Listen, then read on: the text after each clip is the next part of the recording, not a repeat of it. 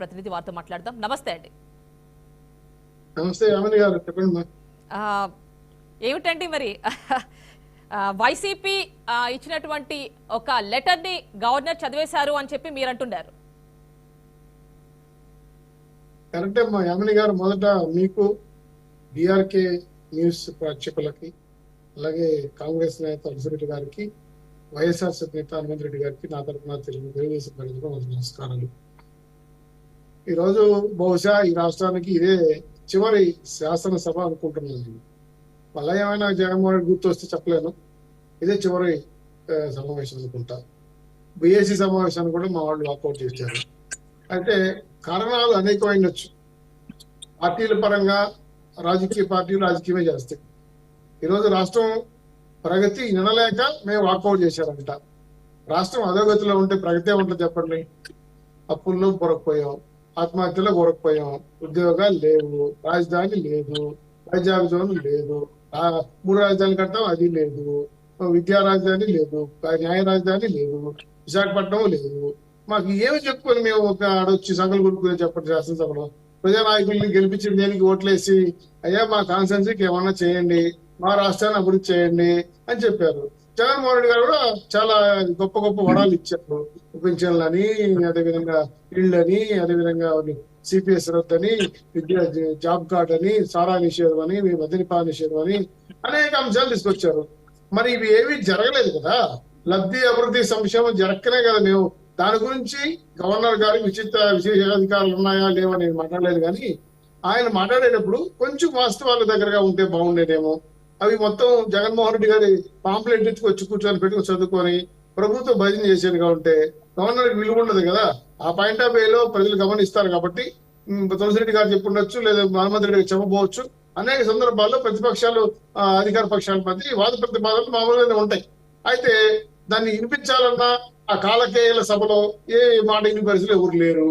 ఎవరైనా మాట్లాడితే అరెస్ట్ చేస్తారు, లేదంటే మాట్లాడేందుకు బయటేస్తారు, లేదంటే సస్పెండ్ చేస్తారు. ఈ దుర్యోధన సభలు మాకు అవసరమా? ఇవన్నీ ప్రజా సమస్యలో 2 నెలల కొత్త ప్రభుత్వం రాబోతుంది. ఇటువంటి సిచ్యువేషన్ లో చెవిటోడికి శంకి ఎందుకు వదాలి? ఉపయోగం లేదు.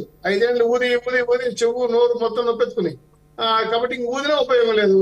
ఇంకా చెప్పినా తెచ్చుకోలేని ముఖ్యమంత్రి గారు ఈ 5 ఏళ్లలో ఏమైనా సంక్షేమం చేస్తుంటే శ్వేతపత్రం రిలీజ్ చేయమని అడిగాము. అది చెన్నై సందర్భాల్లో నేను అడిగాను, తులసిరెడ్డి గారు అడిగారు, హనుమంత్ రెడ్డి గారు కొన్ని చెప్పాను నేను చేసామని చెప్పి. ఆయన ఎప్పుడు ప్రెస్ ముందుకు రాడు, మాట్లాడు, చెప్పడు. ఈ విషయం పైన ప్రభుత్వమైన పని, ప్రభుత్వం ఇతర మంత్రులైనా లేదంటే అధికార పార్టీ నాయకులైనా సకల శాఖ మంత్రులైనా వచ్చి కూర్చొని 5 ఏళ్ల పరిపాలనలో మేము ఇది సాధించాము, ఇది చేసాము అంటే వాడు కొన్ని చెప్తారు. ఆర్టీసీని మేము కలిపేసాం, అదేదో వాలంటీర్ ఉద్యోగాలు ఇచ్చేసాం, ఇవి కొన్ని చెప్పుకొని మేము అదేదో మెడికల్ లో కొన్ని ఉద్యోగాలు ఇచ్చుండొచ్చు.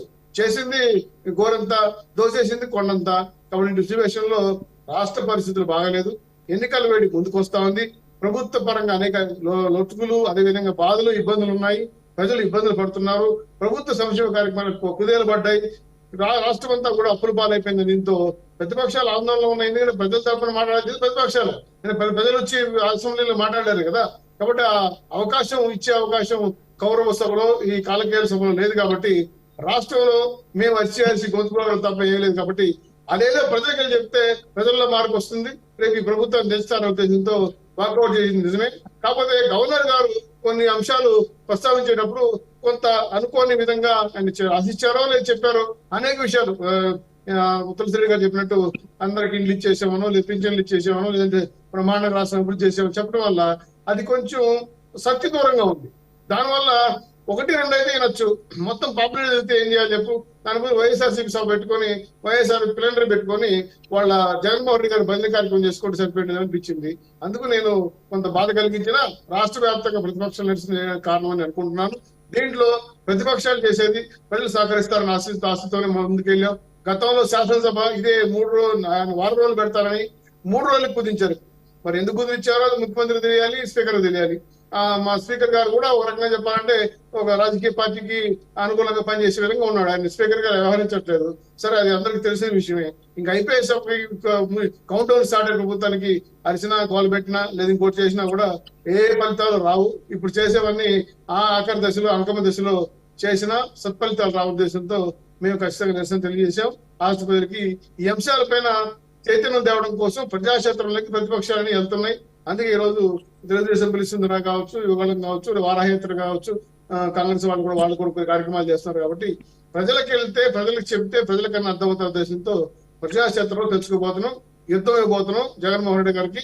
ఆ యుద్ధం ఎలా ఉంటుందో రేపు చూస్తారు 24 రోజున, 24 ఏప్రిల్ తర్వాత పార్లమెంట్ సమావేశాలు అయిన తర్వాత కోడ్ వస్తున్నా అన్నారు. అలాగే రాజ్యసభ ఎలక్షన్స్ కూడా ఉన్నాయి కాబట్టి చూసుకొని మా అభ్యర్థుల్ని జాయింట్ మేనిఫెస్టో రిలీజ్ చేసి ఎన్నికల యుద్ధానికి సంసిద్ధమయ్యామని మీ ద్వారా తెలియజేస్తున్నాను. అంటే శ్రీనివాస్ చౌదరి గారు, మీరు రావడం మొత్తం తెలుగుదేశం ఎమ్మెల్యేలంతా పసుపు కండువాలతో వచ్చేసారు, మీకు రావడం వ్యతిరేకతను చూపించడానికే వచ్చారు, మీకు అక్కడ అసలు ఉండడమే ఇష్టం లేదు అన్నట్టుగా వైసీపీ అంటోంది. మా ఇక్కడ పార్టీ కండువాలు కప్పుకోవడం ధర్మం. ఎవరైనా సరే, కాంగ్రెస్ ఉన్నా, కమ్యూనిస్టులు ఉన్నా, వైఎస్ఆర్సీపీ ఉన్నా మొదటి రోజు లేదా 2 రోజులు కండువాలు కప్పుకోవడం అనేది పార్టీ ఎమ్మెల్యేలుగా, పార్టీ నాయకులుగా అది ఎవరైనా చేస్తారు. ధర్మం కాదు, అది వ్యతిరేకం కాదు కదా. కాబట్టి అమెరికా మీద తేల్చుకుంటాం. ఎందుకంటే ఇన్ని రోజులు భరించాము, బాధపడ్డాము, ఏడ్చుకున్నాము, కొట్లాడాము, జైలు పోయాము, అక్రమ కేసులు పెట్టుకున్నాము, నోటీసులు ఇప్పించుకున్నాము, చంపుకున్నాం. మా కార్యకర్తలపై 60,000 కేసులు ఉన్నాయి. అమరావతి ఉద్యమకారులపై 2,600 కేసులు ఉన్నాయి. ఎస్టీఎస్ల మీద కేసులు ఉన్నాయి. అనేక రకాలుగా ఈ రాష్ట్రంలో రాజకీయంగా వైఎస్ఆర్సీపీ రాజ్యాంగం రాసుకున్నారు. ఈ రోజు రవాణా హక్కులు కానీ, పౌర హక్కులు కానీ ఈ రాష్ట్రం లేదు. ఇటువంటి సిచ్యువేషన్ లో వ్యవస్థల్ని, పోలీసుల్ని మేనేజ్ చేసుకొని వాలంటీర్లు పెట్టుకుని దొంగ ఓట్లు వేసుకొని గెలిచిపోవాలనే కుట్రలు కూడా జరిగాయి. వీటిపైన యుద్ధం చేశాం. సో అలిసిపోయాం. దాంతో పాటు యుద్ధం గెలవాలి కాబట్టి లేని శక్తిని కూడగట్టుకోవాలి. ఈరోజు రాష్ట్ర వ్యాప్తంగా ప్రజలు బ్రహ్మాండంగా బ్రహ్మరథం ఇచ్చావు, మాకు బూస్టింగ్ ఇస్తున్నారు, ఇంకా బ్రహ్మాండంగా పోరాడతాము. కాబట్టి ఈ అసెంబ్లీలో మీకు చెప్పిన ఈ 3 రోజులు మా కోసం అరణ్య కోసం అవుతుంది తప్ప జగన్మోహన్ రెడ్డి గారు లాంటి వ్యక్తికి అర్థమయ్యే పరిస్థితి లేదు. ఎందుకంటే ఆయనకు అర్థం అవ్వాలంటే మినిమం ఐఏఎస్, ఐపీఎస్, ఐఆర్ఎస్ ఉండాలి. మాకు ఆ స్థాయి లేదు అక్కడ. కాబట్టి రాబోయే రోజుల్లో ప్రజలే చెప్తే ప్రజలు తిరుగుబాటు చేస్తారు. కాబట్టి ఇటువంటి సిచ్యువేషన్ లో జగన్మోహన్ రెడ్డి గారు చెప్పడం కన్నా ప్రజలకు చెప్పడమే మేలని యుద్ధానికి సిద్ధమయ్యే వచ్చాం. మంచి సవాల్ తేల్చుకుంటాం. హనుమంత్ రెడ్డి లాంటి వాళ్ళు భవిష్యత్తులో వాళ్ళకు కూడా మేము సాయం చేసి మా పార్టీ తెచ్చుకోవాలి పిలిచాము కూడా. వాళ్ళు కూడా వస్తారని కోరుకుంటున్నాం. భవిష్యత్తులో తులసిరెడ్డి అన్న కూడా మన పార్టీ కార్యక్రమాలు కానీ చెప్పే ఆలోచనలు ఉన్నాయి. కాబట్టి భవిష్యత్తులో జగన్మోహన్ రెడ్డి గారి పార్టీ ఎట్టి పరిస్థితుల్లో కాపాడలేకపోతే ఖచ్చితంగా స్నేహాస్తం అయితే అందిస్తామని మీ ద్వారా తెలియజేస్తున్నాం. అంటే మీ వైపే చూస్తున్నారంటారా, లేకపోతే కాంగ్రెస్ వైపు కూడా చూస్తున్నారంటారా? ఎందుకంటే షర్మిల వచ్చారుగా. ఇక్కడ ఒక విషయం మాత్రం చెప్పగలను. తులసిరెడ్డికి కొంచెం ఆనందం కలగచ్చు. కాంగ్రెస్ వాదులందరూ కూడా జగన్మోహన్ రెడ్డి గారితో ఉన్నారు. ఎందుకంటే ఆయన కాంగ్రెస్ పార్టీని చీల్చుకున్న పార్టీ అది. కాబట్టి కాంగ్రెస్ లో ఉన్న అసంతృప్తి వాదులు, రెడ్డి సామాజిక వర్గంలో ఉన్న వారు కొంతమంది షర్మిల వారి వైపు, తులసిరెడ్డి గారి వైపు వెళ్ళొచ్చు. ఎందుకంటే వాళ్ళు సీనియర్ నాయకులు, కాంగ్రెస్ వాదులు. వాళ్ళు ఈ రాష్ట్రంలో ఎన్ని పరిణామాలు జరిగినా వాళ్ళు హస్తం గుర్తుని కాంగ్రెస్ పార్టీని వదల. కాబట్టి వాళ్ళ వైపు చూస్తారు, వెళ్తారు.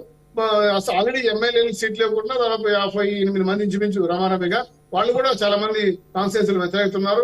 నాకు తెలిసి ఆళ్ల రామకృష్ణారెడ్డి గారు ఆల్మోస్ట్ ఆల్ కమిట్ అయినట్టున్నారు.